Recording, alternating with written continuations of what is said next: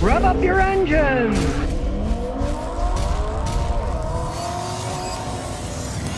Well, Stellantis is now hitting the brakes on their electric vehicles. They said they were going to cancel the Hemi V8 Charger and Challengers. Guess what? They are now bringing them back, the gasoline-powered ones. And probably because the electric vehicle ones that they're making now, they can't give away. For example, the 2024 Dodge Charger Daytona is a massive failure. They're already giving deep discounts on them at dealerships because they don't want them. The people that want a muscle car want something that makes noise, want something they can put gas in, go wherever they want. They don't want to deal with electric cars. Customers that bought electric cars. And some of them openly said to me, when my lease is up, most of them didn't buy. They just leased them for 3 years. They said, I'll probably go back to a normal car because I don't feel like putting my whole lifestyle changing it to fit the vehicle I'm driving. Oh, you got to get it ready. You got to warm it up. Yeah, then you got to worry about where to charge it and see where you can go to charge it. Then sit there and wait. People don't like it. And in this case, well, they're coming back with the V8 ones because nobody is buying their electric ones. The tune is changing at Stellantis, and I saw that the CEO of Stellantis just visited with Trump and said, oh, we're going to invest hundreds of millions in these American factories now after they started shutting them down when Carlos Tavares was the head, and then he abruptly quit and gave up. So, hey, guess what? They're playing a different fiddle now. They're realizing, hey, these electric things, nobody particularly wants to buy them. We can't pump out stuff that nobody's buying that are expensive cars. We'll go back to the stuff that worked. Well, everybody's wondering about that Nissan-Honda merger, right? Well, now Mitsubishi says they don't know if they're going to join it. Now, if you don't know, Nissan is one of the biggest shareholders of Mitsubishi. They used to own 34% of Mitsubishi. Nissan owned them. Now they sold some stock, but they still own 24%. When Carlos Ghosn was the head of Nissan, and then they tried to put him in jail in Japan, he snuck away in a box to Lebanon or someplace. Right? It was Nissan, Mitsubishi, and Renault. They were all mixed up together. Nissan still owns 24% of Mitsubishi, but the Mitsubishi guys are saying, oh, we don't know if we want to join this particular merger. Well, who knows? They might not have any choice when somebody who owns a bunch of their stock goes for it. Now, nobody really knows what this merger is going to mean. Is it because they sell small cars in Asia that Nissan makes that Honda thinks that's a good idea? Does it have to do with electrification of cars? Because, of course, Nissan's been making that Nissan Leaf electric car for a long time. Honda wasn't that big into full electric cars. Who knows? Now Mitsubishi's saying, we don't know if we want to join in. And are they going to create, I would have to say, that's not the Three Stooges. This would be Two Stooges and Honda. Nissan, Mitsubishi, and Honda, if it came to effect. I don't know why Honda would want to join in with the other Two Stooges myself. Well, everybody knows Jeeps have problems. Well, here's a hilarious one. The Jeep Cherokees were recalled again a third time for the same problem.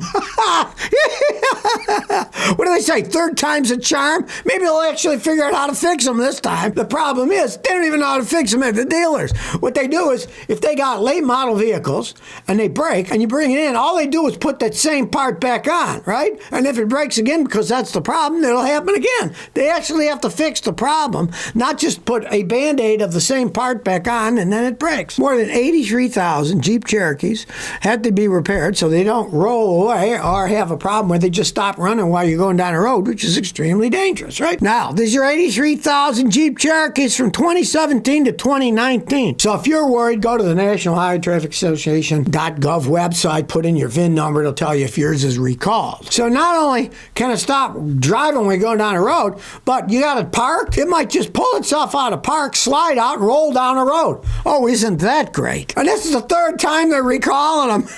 Because they're not fixing them right in the first place. It's hilarious. It's comical. Well, it is for us to not own them.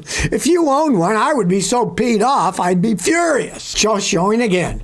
Jeep, ever since Stellantis took over, their quality's been going down the toilet. They make a vehicle, they don't make it right, and then they recall it, and they can't even fix them right in the recall. They got to do it 3 times. Now, here's a reason you might want to not buy a plug-in hybrid Mazda. Look at this. Brian Knott sends me a letter. We just bought a 2025 CX-90 PHEV plug-in hybrid.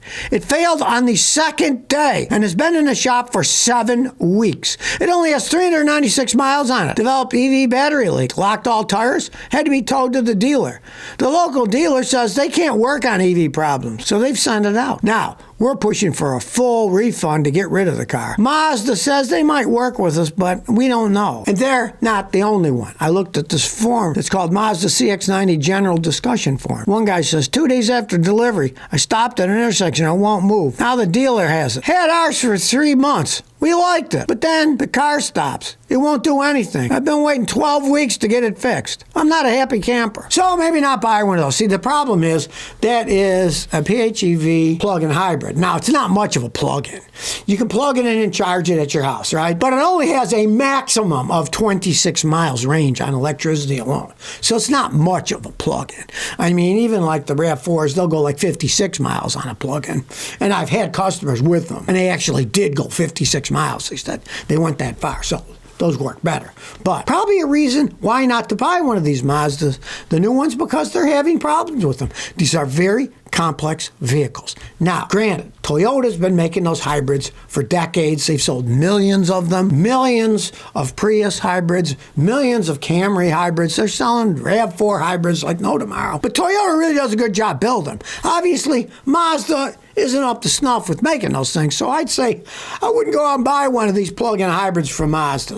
CX-90, all these people are having problems with them. Well, if you got a GM truck or SUV and the engine blew up, you might be able to get some recourse for your problem because the National Highway Traffic is investigating the potential for engine failure in 1 million GM trucks and SUVs. That the piston rods are flying off, the engines are blowing up inside, and I've seen it happen. The National Highway Traffic Safety Administration said Friday it was opening a preliminary probe into 877,100 GM vehicles about engine failure. Now, this covers certain Silverados, Sierras, Tahoes, Suburbans, GMC Yukons, Cadillac Escalade trucks, and SUVs from 2019 to 2024 with the L87 V8 engine. So if you got one of those engines and it blew, maybe you paid to get it fixed, keep those receipts, baby. Because if they end up recalling it, they will have to reimburse you, or if your engine does go out, they'll have to fix the engine free for you. Now, who knows what's going to happen, because this is preliminary, and you know, of course, GM will fight it tooth and nail because they don't have to recall 877,000 engines they have to fix for free. It costs them a small fortune. But yes, they do have problems. There's no arguing that. Anybody who owns these things and sees engines blown. I've seen some of those engines blow when they had as little as 16,000 miles on them. And there's no way a V8 engine should blow that soon, right? Their quality control just is not there. Well, here we go. Trump is now recommending ending FEMA ahead of his California fire site visit. All right. Well, FEMA, you know, federal emergency relief fund stuff. He's saying the states need to pay for it, not the feds, because, of course, the federal government is deep in the hole. The debt is trillions in reality, right? So they want to pass the buck on to the states, which, of course, they don't have any money either. It's like robbing Peter to pay Paul, I guess. Now, Trump was visiting parts of Asheville, North Carolina, and he said he plans to overhaul FEMA. A lot of flood insurance is government-backed. Then we, the taxpayers, end up paying for it because the lion's share then comes from the federal government and not from the insurance companies themselves. So, I mean, I personally think, I've seen it in Texas and different places on the ocean. If someone wants to build a house on the ocean, fine and dandy, but they should not be allowed to buy any kind of federal-backed insurance on something that's built on the water. You know it's going to flood at some point in time. Let's say you got a house that's in the floodplain of a big river. Well, if you build there, I remember decades ago, I was visiting a friend in St. Louis. He lived in a development, but it was on the top of a hill. And in his backyard, it went straight down to the floodplains of the Missouri River, right? Back then, they didn't have any houses built on the floodplain. And I noticed there were crops growing there. People were growing corn. And so I asked my friend, hey, you know, what's the story of that? He says, well, it's the floodplain of the Missouri River, and it's allowed to farm there. but they cannot buy crop insurance because if it floods and ruins the crops, too bad, right? So the riverboat gambler who rolled those dice, farmers, oh, well, we'll grow our corn there since it was in a floodplain. It was good dirt. Allowing people to build houses in these areas, then expecting the federal government to pay for it, I kind of agree. I think it's a stupid thing. So if you never want to miss another one of my new car repair videos, remember to ring that bell.